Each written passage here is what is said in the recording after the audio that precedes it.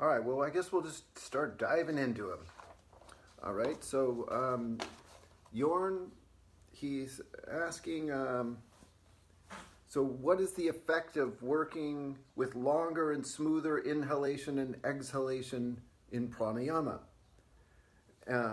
What are the mental benefits from, okay, well, let's just start with that. What's the effect of working with longer, smoother inhalation and exhalation in pranayama? Well, it's a good effect, Bjorn. I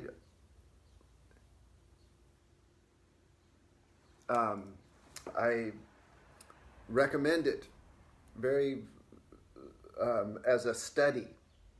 The longer and smoother, and I like to make a game out of it. Like I'm into macrobiotics, right? And so you have to chew your food. You could make a game out of chewing it rather than a duty. It's kind of like very repetitive, right? And the same with the breath, though. You make a game out of how long and smooth and unbroken can you make it? Can it go for 5 seconds, 10 seconds, 20 seconds, 60 seconds? And it's an amazing study of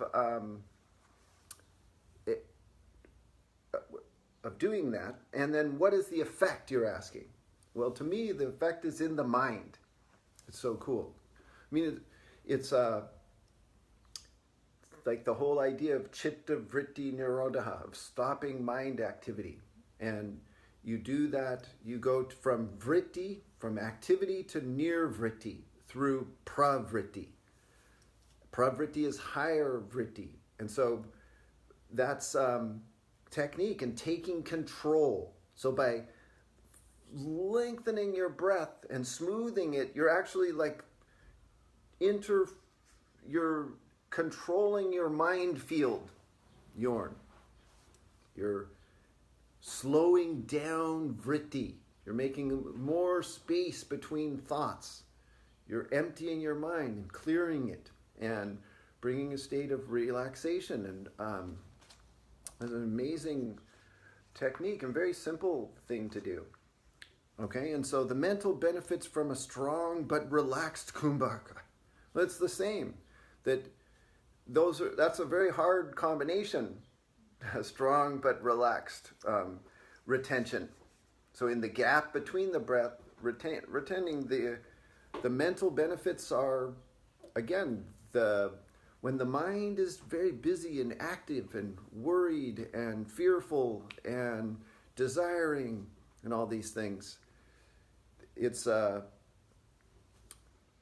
tortured mind, suffering mind. And so when you can, a strong but relaxed kumbhaka settles the mind, empties out, makes more space between the thoughts. It gives you more distance from the flow of thought. And so your mind benefits.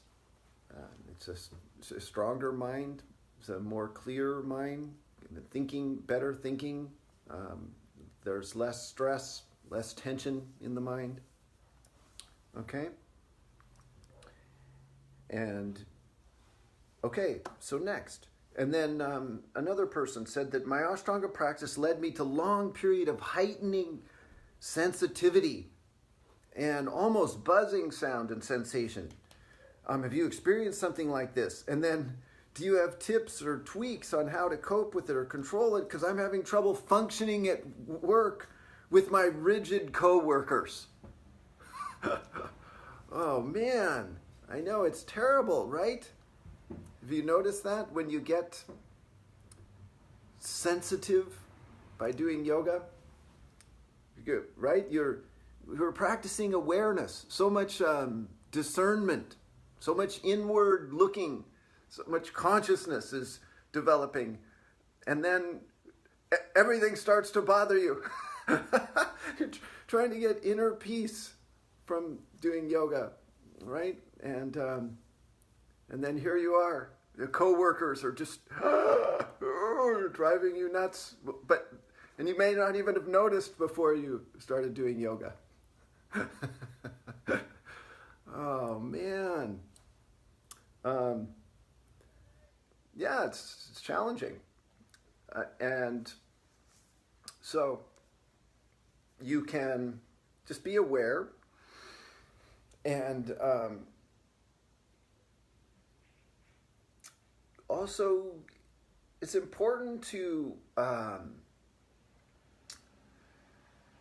find this quality of receptivity and ease, and like in the background, because there's so much struggle in the practice in yoga, right? There's a physical struggle, and there's even and intensity. Like it's not just struggle, it's effort, right? You try hard, and you really apply your will to it, right? And then also, though, yoga stirs up stuff.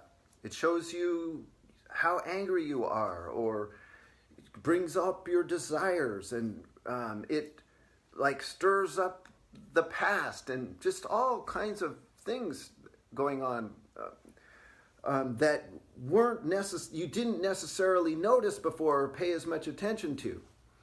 And so there has to be a kind of receptacle. Got to make yourself a vessel for all of that, and let it go to a certain degree, and just have a little bit of a light perspective, like shrug it off, or have a sense of humor, and relax some through, and that is throughout the practice, throughout that intensity, at the end of practice. So partly if you got the high sensitivity, if you spend more time in the finishing poses, the inversions, the relaxation, then you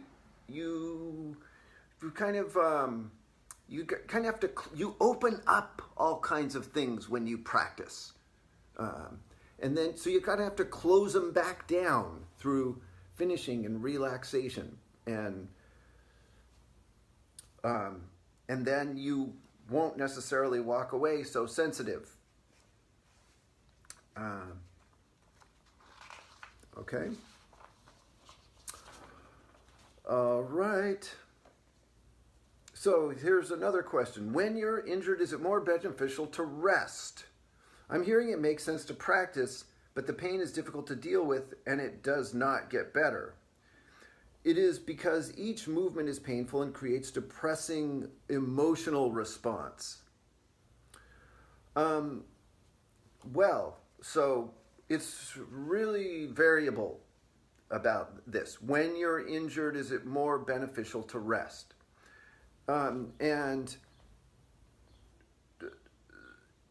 it's, well, like I said, it's very variable and individual. Okay, so sometimes it definitely makes sense to rest, and particularly to rest that part of your body. So like if it's your shoulder, say, then you don't do a lot of chaturanga or things like that. You have to get inventive about what you can do. Okay, and so it's not about whether you practice or not practice. Okay, that resting an injury, and that takes some knowledge and experience. Like more as a beginner, it's harder to be creative about how you could interpret practice to accommodate being injured without making that worse or prolonging it. But that's something you want to have on your mind. that you're developing that ability to change things up and be creative. And there's so much work you can do. Working some part of the practice. It's kind of amazing.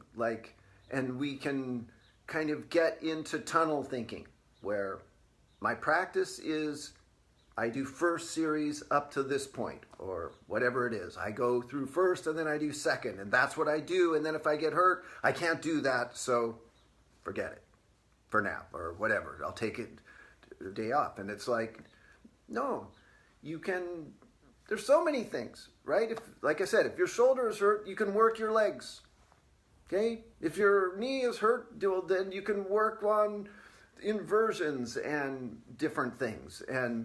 Or if you can't do Padmasana, well, then you can do Virasana or something else, right? There's always something else. And, or there's so much breathing work and mudras, the bandhas, and it's just so. But you have it right to hear that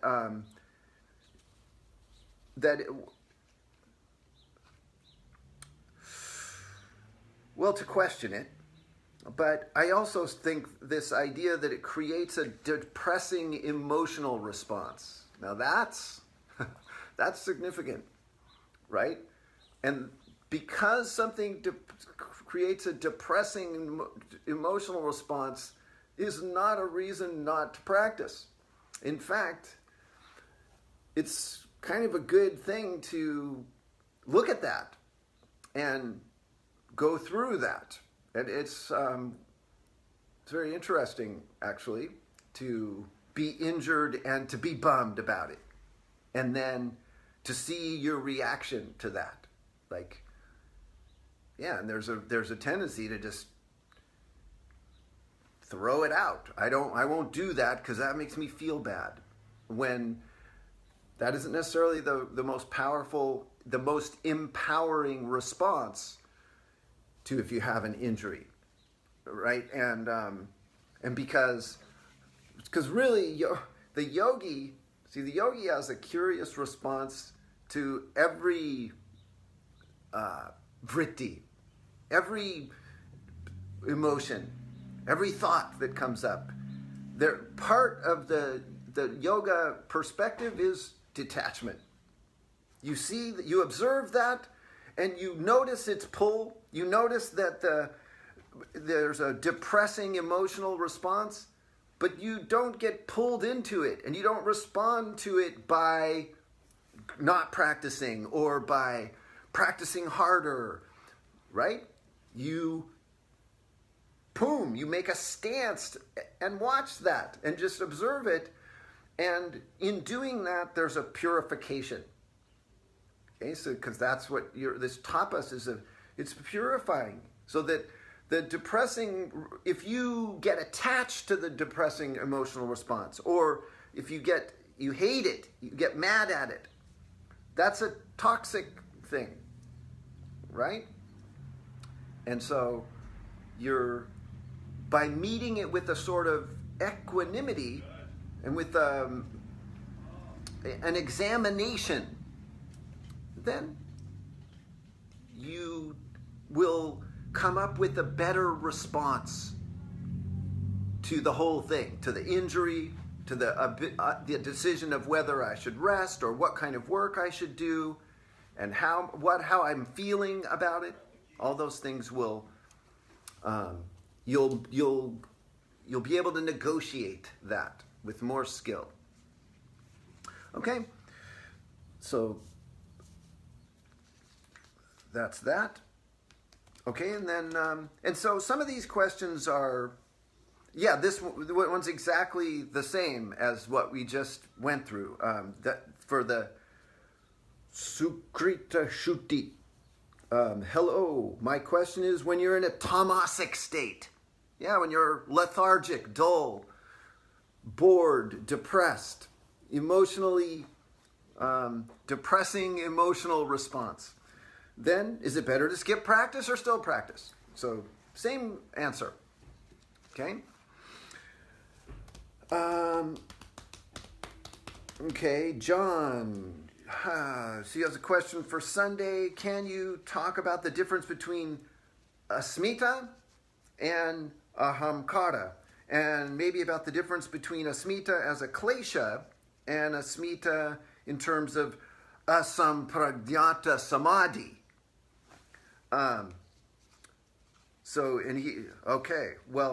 So for one thing, asmita is I-ness. Okay? And ahamkara is literally I maker.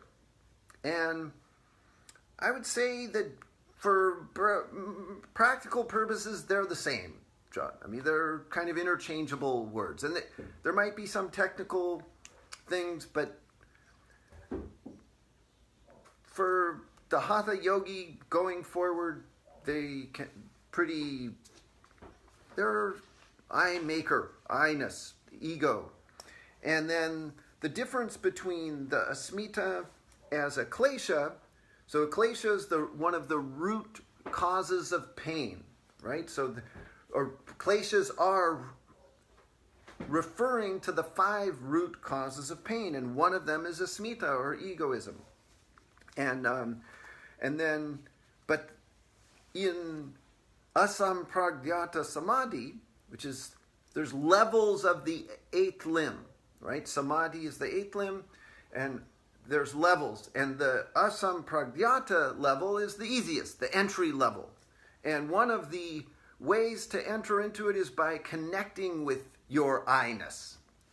And so in one hand, then, asmita is an affliction. It's we have a misidentified sense of self. Like what we think of as self is wrong, right? That when I think I'm my body, I think I'm all my personality, the identity that I've built up, this material self.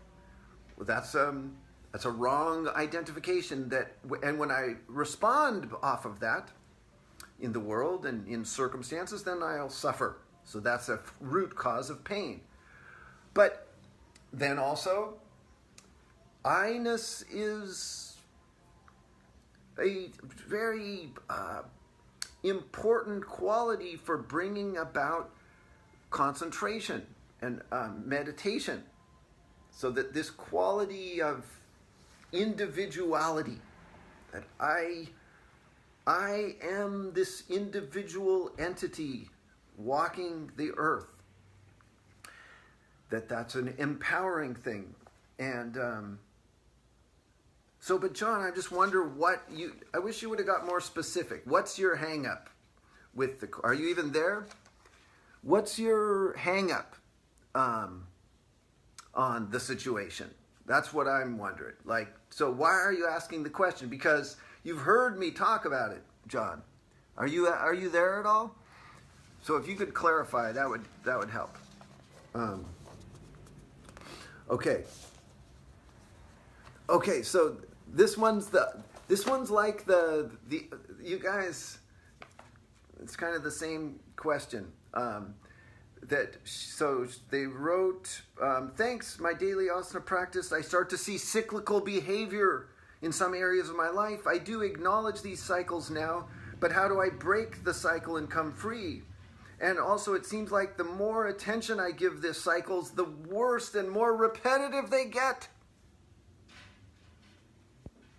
It's like, welcome to the horror show of being a human being.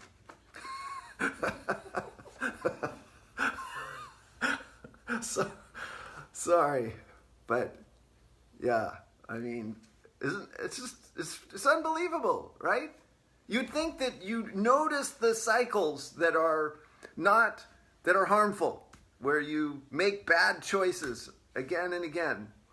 And what happens? By noticing it, you want to do it more. Oh my goodness. So, all right. Well, for one, there's okay. That's a serious thing, and it's very, very challenging.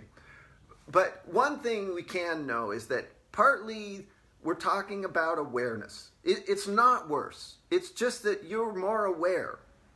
Okay, and so that happens, right? It's kind of can be astounding how much we will repeat a suffering behavior and just keep right on doing it, and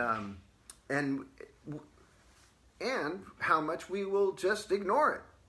Okay, and so paying attention is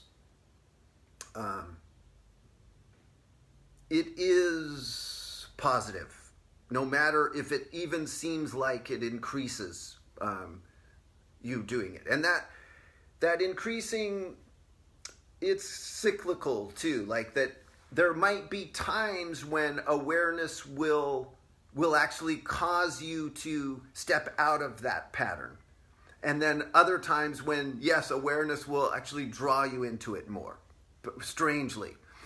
But so partly what I feel like is that it is, I mean, it is true that there's a part of being a person that is just so challenging because of this repeating thing, and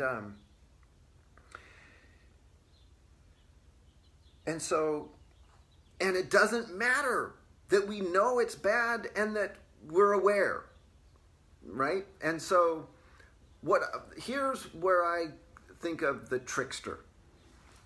Okay, so that, and I believe that the trickster even exists in cultures, mythology, Native American mythology and Indian mythology. There's always some kind of joker, some kind of element that's not rational, that's like interfacing with things in a contrary way. Like those Native American, how they did everything backwards. They rode their horses backwards. They put the war paint on backwards. When it was time to cry, they laughed. When it was time to laugh, they cried, right? And so partly you can't just hammer at a cycle that you want to change. You can't just rationally do. You know, like a Puritan or a hell and brimstone preacher or a New Age The Secret method.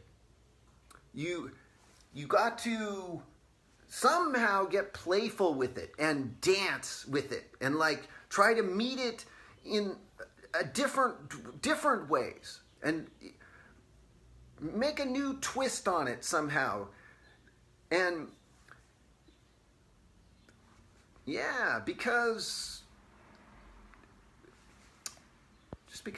those things are powerful, but they're also so stupid in a way.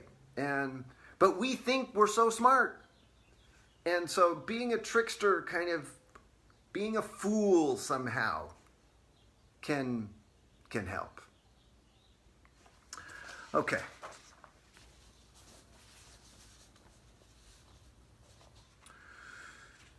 Okay. Here we go.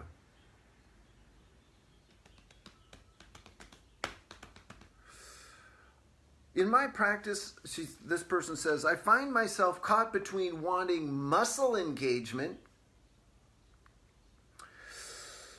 i.e. pull the kneecaps up in folds, engage shoulders in jumps. Okay, so muscle engagement and softening. I'm caught between wanting muscle engagement and softening.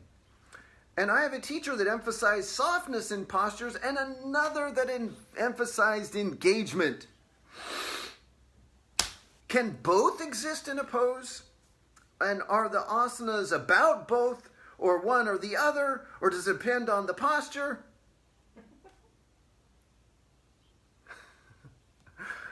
And I just thought of a specific example, she writes. When you lift up your arms in Surya Namaskara, are they firm, engaged, or are they soft?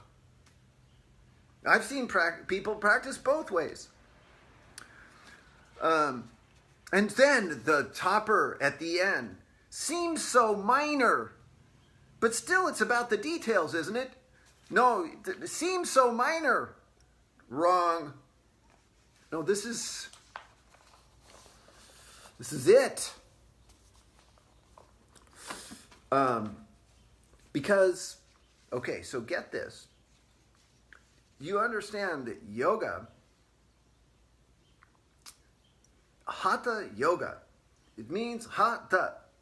It means sun, moon, yin, yang. It's built into the name. The Hatha yoga is the yoga of opposites. Okay? And in the Yoga Sutras, there's 3 specific sutras related to asana. And they're all wrapped up in this exact question. Okay? Sthira sukham asanam. So that asana has got to be steady. It's got to be muscle engaged. It's got to be firm. And sukha, spacious, receptive, empty, effortless. Okay, then it has to be both in one thing. And the third sutra along those lines, it goes, Tato dvandva anabhigataha. And dvandva means pairs of opposites. Okay, muscle engagement, softness. Effort, non-effort. Action, release of action. And so that sutra is saying that you're no longer harassed or constrained by the existence of the pairs of opposites. Okay? That is it right there. And see, I can talk, we'll just have a 10-day seminar on this, this question.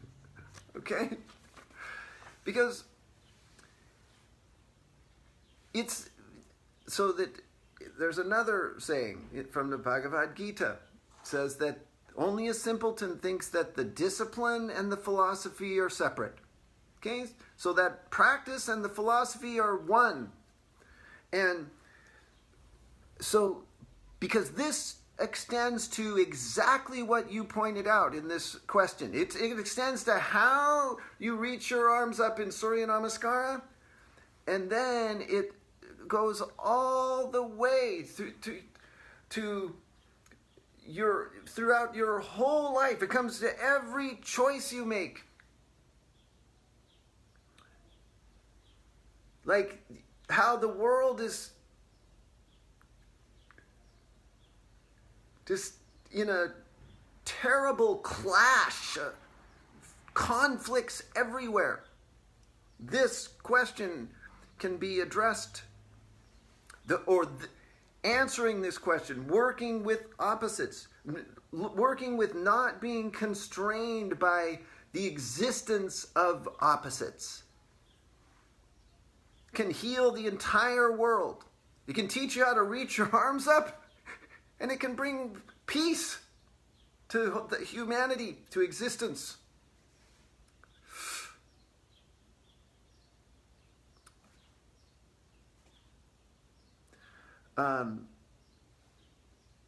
So, can both exist in a pose? Yes.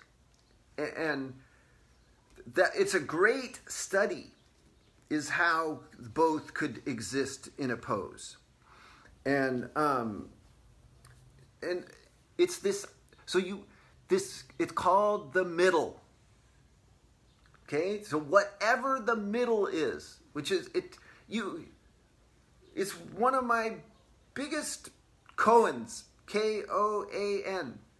That's an insolvable riddle that practice draws up in front of you.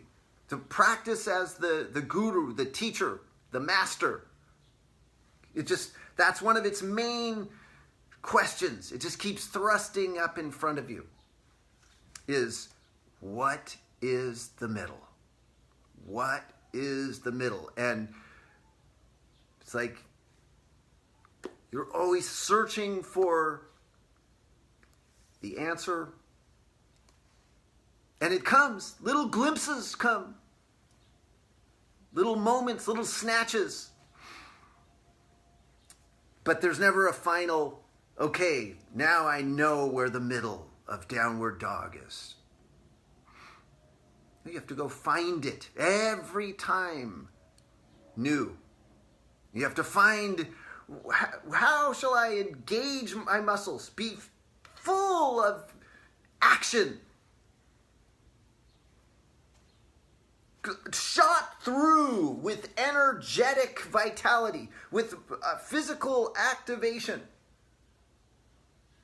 And so intense, so in a sense even, you could say, rigid. So powerful and strong, substantial. And so sort of effortfully engaged. Like you're trying. And yet,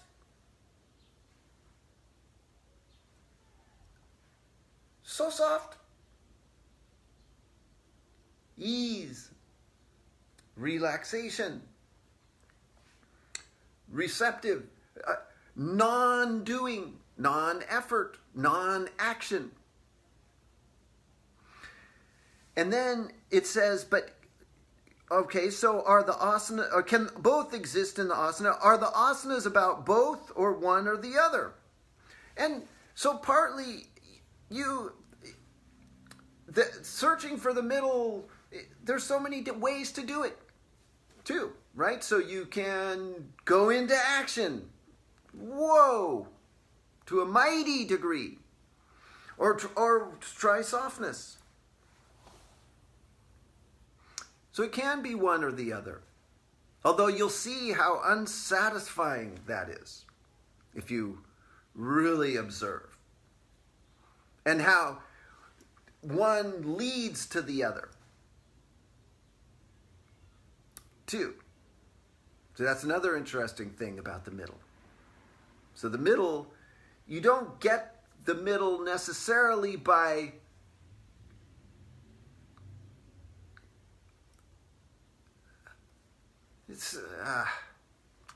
it's hard, huh? Because like the middle could seem like such a blah point, right? That it's like you give a little bit of effort, but a little bit of relaxation, right? It might be that sometimes, but sometimes it's definitely that the maximum effort brings the maximum release. Right? In fact, you can't even get to a softness unless you're fully active. And you can't even be fully active unless you're totally receptive. It's like they don't exist unless they're represented in like full expression. And that's part of not being harassed by pairs of opposites.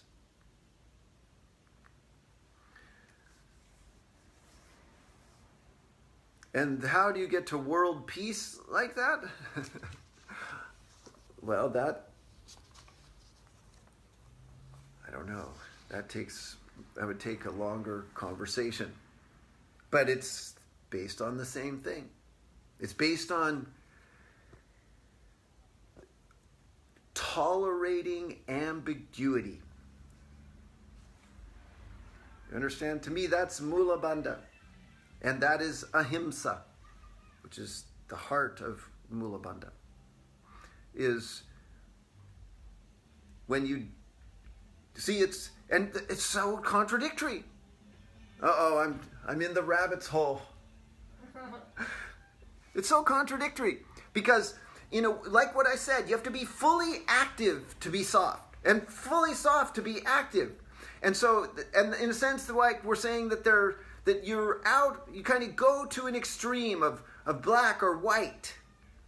Something, but here's the key. You're not attached to that viewpoint.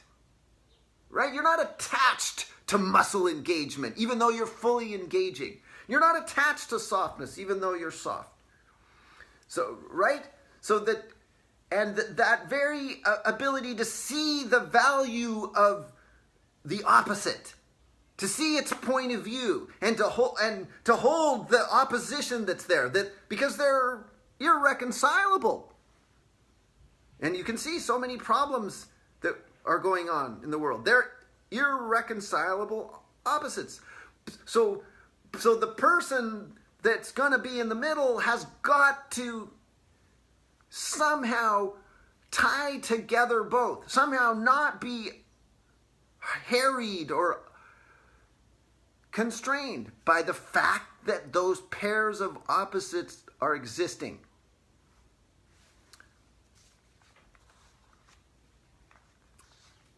Okay?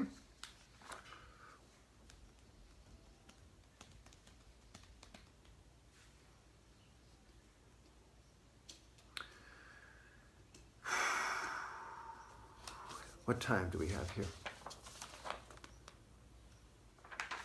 It's probably an hour. We're almost done. Actually, I think we did. I got one more. Somebody's asked me about meniscus tears, and you said you had a plan of action for how to come back. Well, I would have liked to have heard that plan of action, because then I would know what you're talking about. No, it says probably will involve surgery. Yeah,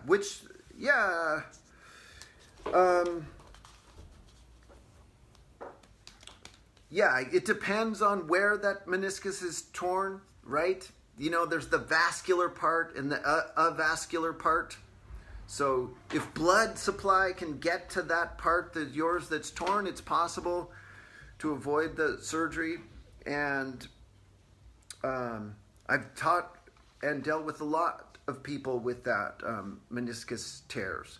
And You still have 18 minutes. okay, and both qualities.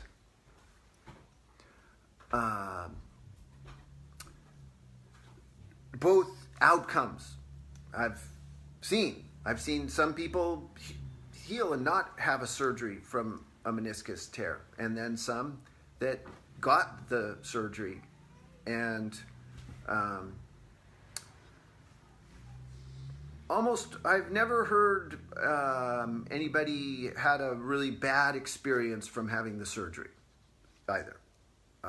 So, I mean, it's obviously not the preferred option, but if it comes to that, people generally have a good outcome.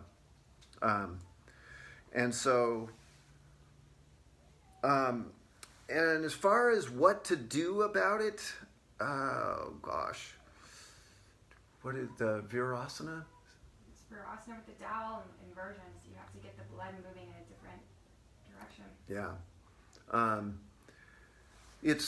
The yoga is good as long as you don't make your knee worse or do things that are going to bring pain or compromise that or increase the tear. But you're wanting to maximize the chance of bringing blood flow to the area. So inversions and any kind of range of motion asana that involves the hip and the legs that does not bother the knee can really help. And then also Virasana. So we have this whole therapeutic way of sitting in Virasana with the dowel right under the backs of the knees. Doing a big routine of that can do some surprisingly beneficial, have some beneficial results. It's kind of interesting that this kind of odd therapy of dowel plus sitting can really help it though. So you could try that.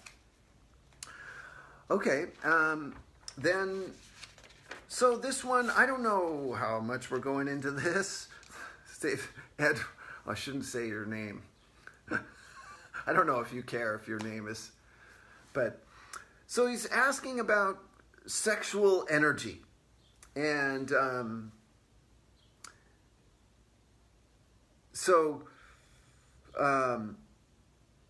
for some people, they get more from practicing. And then, but this person's saying that they felt like the sexual drive is going down.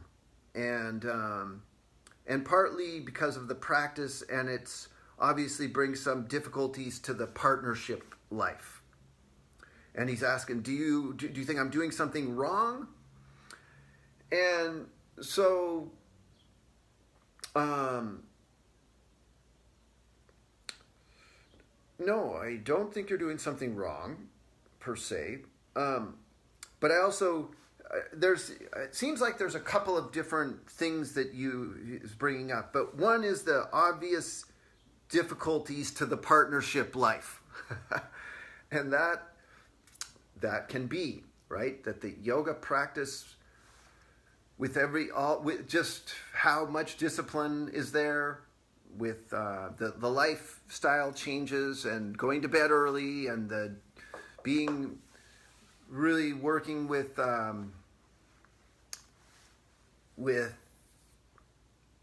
don't know, the seriousness of it, the introspection and the kind of spiritual yoking yourself to that can make it harder to even to meet someone, right? Because you don't go out as much, and you're not doing the things, going to bars or whatever, or social. Like, you can become less social, more kind of isolated and stuff. And so I think that, and then there's the actual libido aspect of like sexual energy, like what practice does to your to that. And it's anyone that practices seriously is going to look at that, or stuff will come up, because really what a big part of yoga is examining your relationship to your desires.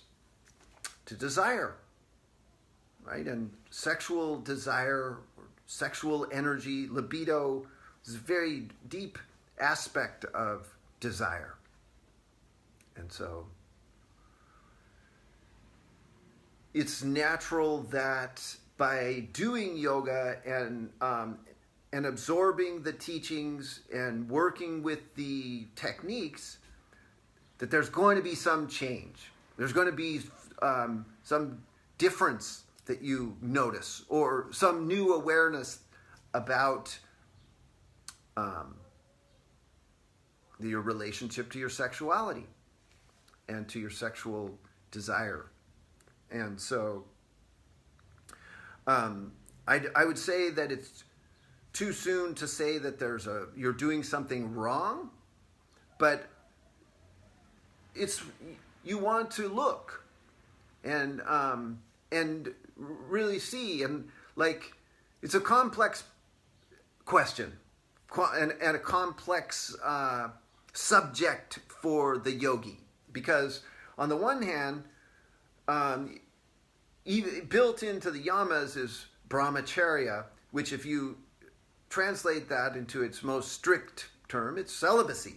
So that and there's certainly a value on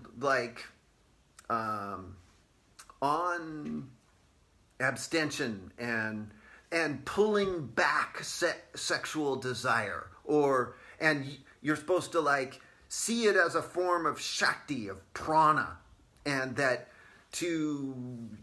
it dissipates if you use it for kind of mundane sex, whereas you grow more powerful in your tapas if you are celibate, and you're able to use that Shakti for a spiritual purpose.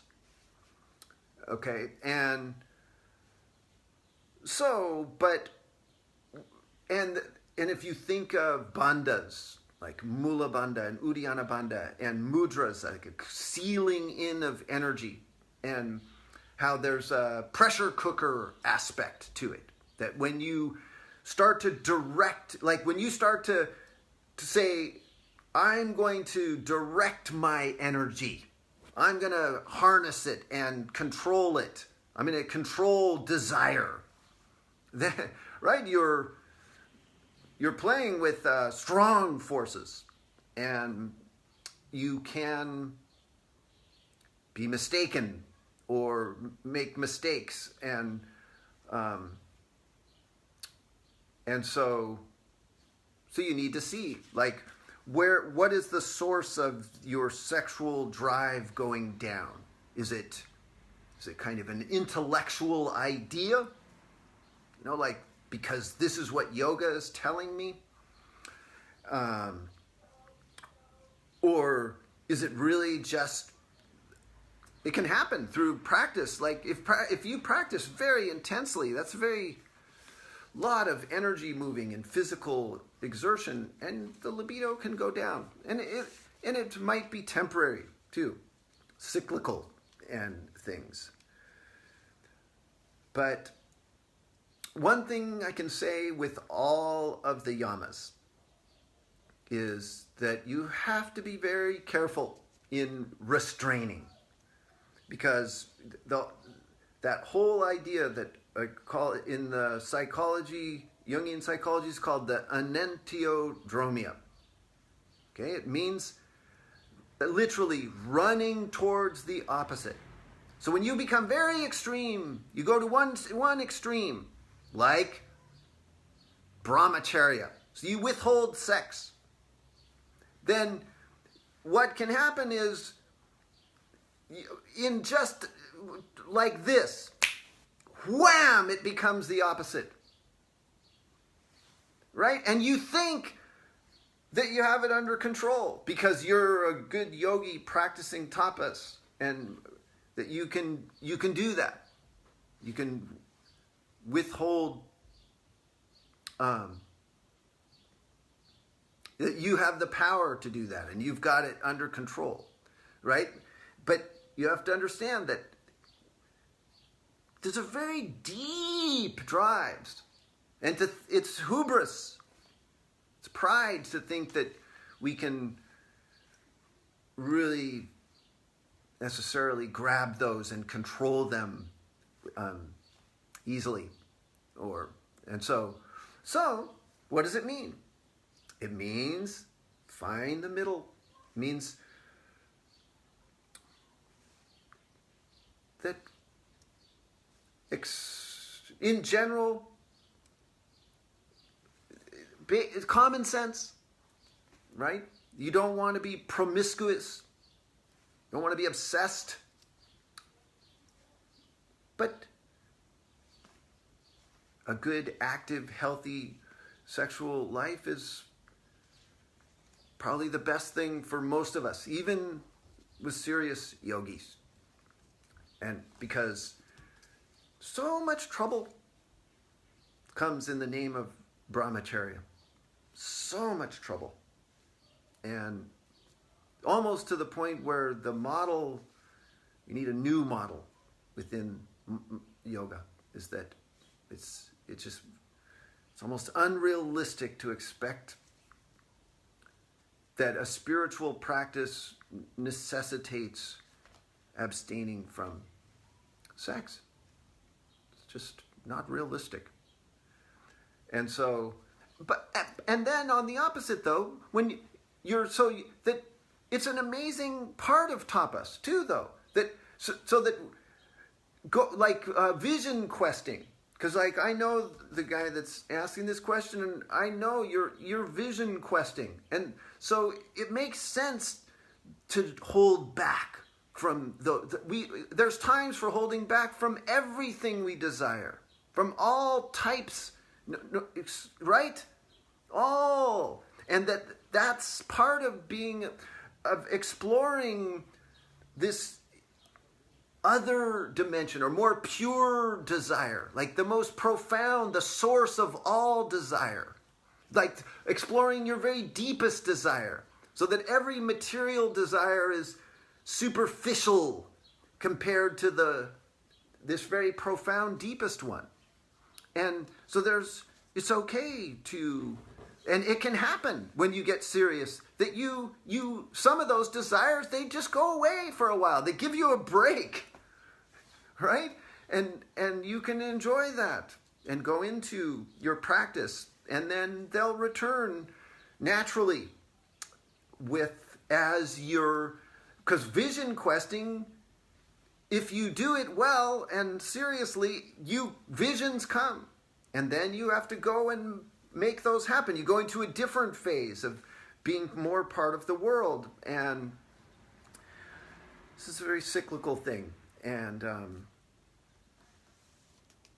and then in terms of I think it is a problem for many yogis, both women and men, that when they get really serious about practice and how much harder it is to find a partner. And I do think that that's something you have to look at for yourself, and I don't know, think of how much, what timing it is in your life, and think of how much you want that.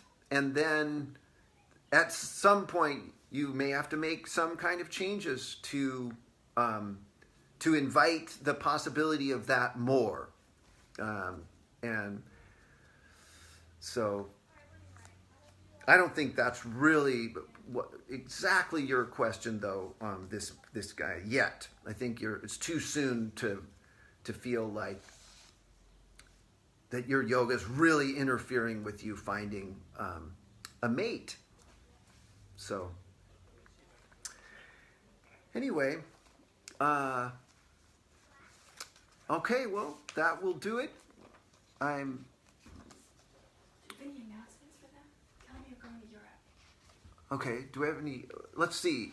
I have one announcement. I'm going to Europe on June 10th, and going to Poland June 15th. For the weekend of June 15th, then to Sofia, Bulgaria on the next weekend, and then to London for a Mysore intensive. So it would be great to see any of you. And then also, this is a little ahead of farther out. Oh, I guess you can, well, I don't know. I guess it's fine. Yeah. Do you even know what I'm saying? No, I guess I don't. No. Okay. This year in Kovalam, I teach in Kovalam every February in southern India. I'm also doing a teacher's course. So for 3 weeks before the February Mysore intensive. So would love to work with any of you at that. And The information is on your website. And the information is on my website. So anyway, it's good to connect with you all.